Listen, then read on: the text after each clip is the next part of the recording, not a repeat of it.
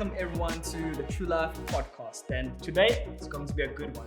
We are joined by our founder and director, Colin Edmonds. It is going to be a good one. And my name is Mtogozisi, and it's going to be a great show today. So, Mr. Edmonds, Yes. we're going to ask you a couple of questions so that our audience knows who you are. Cool. So get ready. I'm going to just fire them away. Go for it. First one being, what is your best leadership quote? Best leadership quote. Not sure you said it, but the only thing to fear is fear itself. Sure. And in fact, our family has a little motto that says, brave and kind and do what's right. So my 6, 4, and 2-year-old pretty much chant that every day.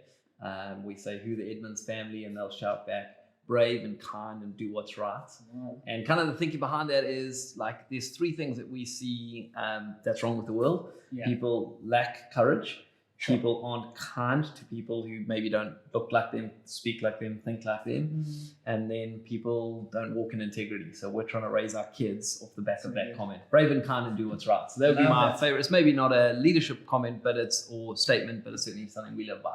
Love that. And what is the best book you've ever read? Best book I've ever read, James Clear, Atomic Habits. You've heard me quote it Correct. 1,010 Every day, times. all day. I think I just love it because it's self-work, but it's in a very practical way, and it's around productivity, it's around habits, it's about basically bettering yourself. And I think if everybody just focused on bettering themselves, this world would be a better place to live in. I love that. And what is one thing you wished you knew in your 20s? Obviously, you're not in your 20s anymore, but 38 now, so a long time from my 20s. sure. Probably the thing I wish I knew in my 20s was how much time I had on my hands. I now have 3 small kids. I run a business. We have this NPO that we run. I'm married, and so my time has disappeared. My kids are up from 5 and go to sleep at 7:38. And so I have a full-time job, and then on the front and back of that, I have the best full-time job, and that's being a dad and being a husband. Yeah. But if I knew how much time I had, I would have invested a lot of that time into myself rather than playing PlayStation or social media or whatever the case is. Yeah. And somebody once said to somebody else that I know in their 20s, this will be the least busy you are in your whole life. And I think for a lot of guys, certainly me in my 20s, I was like, I am maxed out. And 20-year-olds, you have no idea what maxed out actually feels like. So if I could go back to my 20s, I would take the time, not all of it. I would chill, I'd enjoy myself, I'd hang out with mates, but I'd take some of that time and I'd go like, man, if I put into my 20s now, if I sow now, I'll reap the benefit of that, whether it's my health, whether that's my mental, emotional, my leadership, my upskilling, whatever it is go like, I'm going to invest that time rather than just kind of waste it. So good. I feel attacked, and I'm 20 years old. But don't worry. Today we're going to learn from him. I think you're a little older than 20. I'm in my 20s. I think you're approaching 30.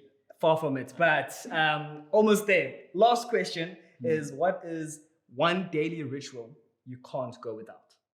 Good question. I'll try and have a couple of key habits. I don't get them right all the time, but I think for me personally, I'm a man of faith. And so spending time in prayer and meditation on God's word is pivotal for me. For me, that's how I start all my days. And from that space, I feel like I've got clarity, I've got purpose, I've got courage, I have the ability, a perspective to be able to hopefully be the best dad that I can, the best husband that I can. And wherever I find myself with people, it comes out of that. So for me, a ritual would be spending time with God on a daily basis.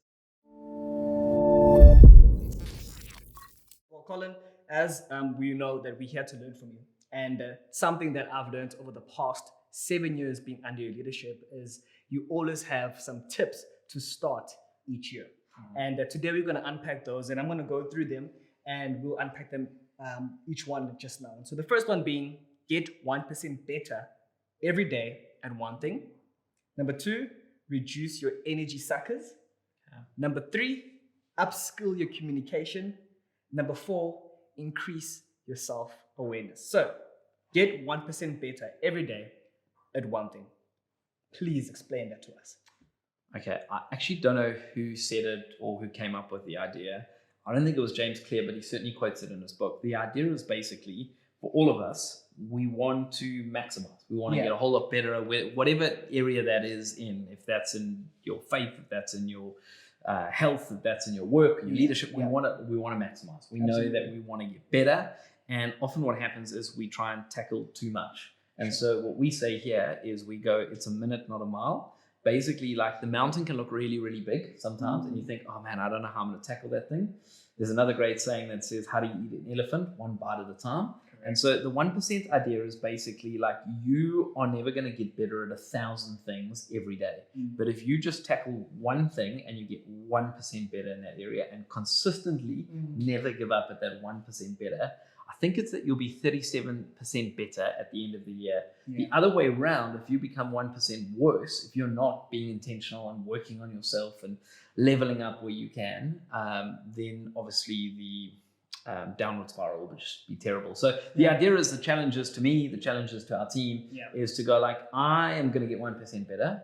And I want you to get 1% better, because if the 20 odd of us here on staff get 1% better, we will be far better than we were in January. Absolutely.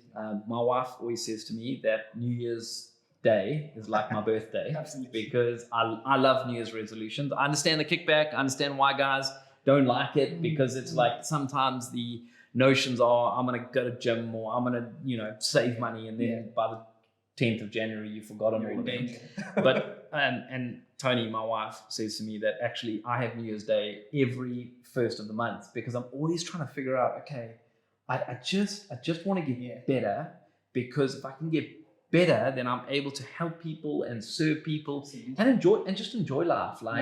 So that's really the notion is what is the one thing you can get 1% better in. Sure. And it can be small. It doesn't have to be large, but do it, commit to it. Absolutely. And something that Colin always says to us is that join the 5 a.m. club, which means waking up early before the world is awake.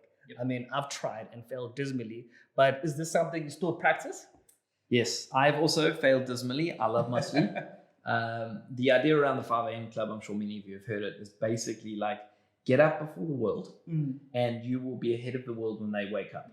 And so, look, there are so many beautiful things about waking up early. You get to see the sunrise, that fresh air. Most people will exercise if they get up a little earlier. As I said earlier, my prayer and meditation is really important for me. It just allows you to be ahead of the game. Correct. And so somebody once said to me, you can sleep in every day. Just sleep in on this side of midnight, not on that side. So have your 8 hours, have your 10 hours if that's what you need. But that consistency of getting up early and going, and here's the trick around any habit. Atomic Habits speaks about this, the book we're speaking about. You can miss or mess up one day. That's not a problem. If you're like doing a sugar detox, you can have that chocolate by mistake or on purpose. But just don't have it 2 days in a row. You can miss gym or miss the run, but you can't do it 2 days in a row. And so the idea is, are you always going to get it right with the 5 a.m. club? No. But just because you don't get it right today doesn't mean that you give up tomorrow. So that's the notion. I really love that. And speaking about sleep and energy, takes me to my second point, or the second tip of the year, which is reduce your energy suckers. What does that mean to you?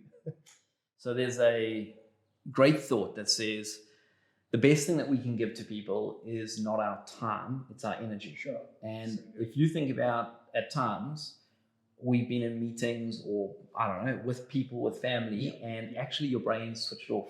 And so you're with them, but you're not with them. Sure. And so energy is actually our best gift, which means we need to guard it. And just like our phone battery, our bodies, our minds, our emotions, it all runs out. Or it gets sucked or it gets filled up. And so I think sometimes we just think, oh, I'm tired, or oh, I'm anxious, or oh, I'm overwhelmed. But you got to take stock of what are you putting in your body? What measures are you taking to guard your energy? And then being intentional where you spend it. So being with our staff here, I consider it a privilege to lead this organization, and going, when I walk into this place, I want to be an energy giver, not an energy sucker. And we've all been around people that have like, geez, they walked into the room and it feels like the oxygen's gone. And I want to be someone that breathes wind in people's sails. And so, I think for me, it's about guarding that energy. It's about investing into that energy. That's really good. And something that I've always admired about Colin Edmonds is the way he's able to communicate, which leads me to the third point of how can we upskill our communication? So there's a great thought that says everybody's communicating, very few people are connecting. And the kind of imagery is, if you've been to the London Underground, the train kind of arrives at the station, the doors open, everybody gets off, and the new people get on. Correct. And if you communicate without connecting with your audience, then it's kind of like you arrive at the station, and instead of the doors opening, they stay shut, and then the train whizzes off for the next 30 minutes. You're communicating, you're telling everybody where to go, how to, you know, whatever it is that you feel is so important to communicate. But nobody's on the train, and they're all kind of waiting at the... And so connection is what really the art of communication is about. It's understanding the psychology behind it. It's understanding the nuance that it's less about me and more about you. What's your story? Where do you need help? What's the problem? And so really when it comes to communicating, it's understanding that it's less about speaking, more about listening. It's about connecting with your audience. And so he who tells the best story wins as a driving statement, because it's not about my best story. It's not about Trulife's best story, but it's about their best story. How do we make sure we tell a great story so that they win at the end of the day? So good. I love that communication is not necessarily about you. It's about the listener. And if you keep that in mind, you're able to communicate so much better, which kind of leads to the last kind of point, which is increase your self-awareness. It's not really about you. You know, it's important about things of who you are and what you do, but it's always about how people receive you and how they look at you as a person. So how do we increase our self-awareness? Yeah, great question. I think self-awareness, ironically, is probably done in community more than just on your own, because your self-awareness has got blind spots. And so you need people that you trust that can speak into your life, that can give you feedback. Feedback is the breakfast of champions, because you're able to then go, well, I didn't know that, or I did know that, but I'm grateful that you told me. And I think for all of us, there's a great kind of a story around a boss who's in his second story office, and his office is upstairs, the factory floor is downstairs. He's got this little cubicle, and in the cubicle there's a window and there's a mirror. And when something goes wrong, he can look out the window and shout at his staff, and when something goes right, he can look in the mirror and go, it was me. I did that. Self-awareness does this. When something goes wrong, you look in the mirror, and when something goes right, you look out the window. So it's basically, it's removing the spotlight off yourself. It's getting people around you that can speak into your life. It's acknowledging that you're not perfect. And I guess the gift of self-improvement and habits and all the stuff we've been talking about today is that I'm going to be better in 10 years' time. I'm going to be better at the end of the year. And instead of taking it personally or like it's an attack, and I think your generation, which is a decade lower than, younger than mine, it feels like there's like a lot of language around like, oh, I'm being attacked, or I'm being harassed, or I'm being, no, man, you've got the opportunity via that feedback to get better. And ultimately the person that will actually benefit the most is yourself. And one day, hopefully soon, when you get married, like in the near future, like probably this year. So no pressure. So, but when you do, what you'll see, marriage is God's gift to people to make them realize how selfish they are. And then you get kids and you realize then how truly selfish you were. But self-awareness is just recognizing, man, I need to get better so that those I love most benefit from me. That's so good. Really, really good points about self-awareness and being in community. And it's important, as I'm sure most of our listeners are young people, it's important to get the right people around you who can help you become the best version of yourself. And so, Colin, really... Before you ask me that one last question, here's a helpful tip for guys when they're trying to give feedback or give some kind of... Because there's, great thought around iron sharpening iron, but see it like a bank deposit and a bank withdrawal. So if I want to tell you something, I've got to make 10 deposits into the bank account of encouragement and cheering you on and believing in you. And that allows me to go to the ATM and make a withdrawal, which is basically the feedback. Often what's happening is people are going to give feedback, but there's nothing in the bank. And so they make a withdrawal and there's nothing to draw. And so what happens is people respond badly, but that's because I haven't gone. So it's 10 encouragements for one challenge. And if you're not willing to do the 10 encouragements, then you don't have the right to make that withdrawal. Sure.